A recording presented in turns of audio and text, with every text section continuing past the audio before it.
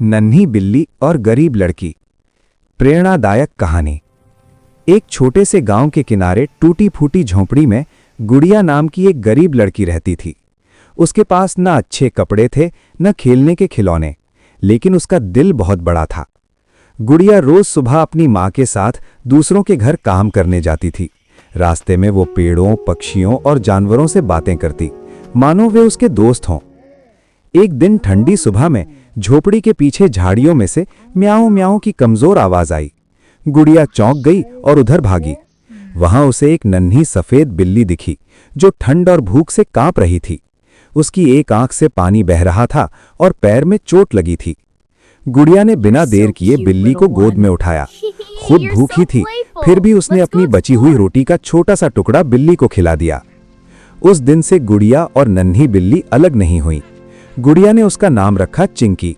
झोपड़ी अब दोनों की दुनिया बन गई। चिंकी गुड़िया के दुख को समझने लगी थी। जब गुड़िया उदास होती, चिंकी उसकी गोद में आकर धीरे धीरे गुनगुनाने लगती। एक साल बहुत सूखा पड़ा, काम मिलना बंद हो गया। कई दिन ऐसे आए जब गुड़िया और उसकी मां को आधा पेट सोना पड़ा।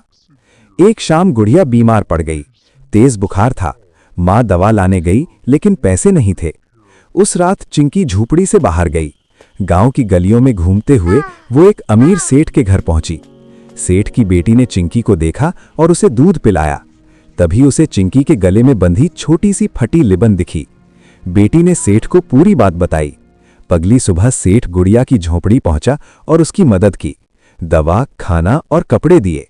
गुड़िया धीरे धीरे ठीक हो गई। उसकी आंखों में खुशी लौट आई। उसने चिंकी को सीने से लगा लिया। सेठ ने गुड़िया को स्कूल में दाखिला दिलाया। गुड़िया पढ़ने लगी और खूब मेहनत करने लगी। सालों बाद गुड़िया एक अच्छी टीचर बनी। उसने उसी गांव में बच्चों के लिए स्कूल खोला। चिंकी अब बूढ़ी हो चुकी थी, लेकिन हर शाम गुड़िया के पास आकर बैठती। गुड़िया बच्चों को अक्सर ये कहानी सुनाती कि कैसे एक नन्ही बिल्ली ने उसकी जिंदगी बदल दी। वो बच्चों से कहती, अगर दिल सच्चा हो तो छोटी सी दया भी बड़ा चमत्कार कर सकती है। दया और करुणा कभी बेकार नहीं जाती। जानवर भी हमारे सच्चे दोस्त हो सकते हैं। अच्छाई हमेशा लौट कर आती है।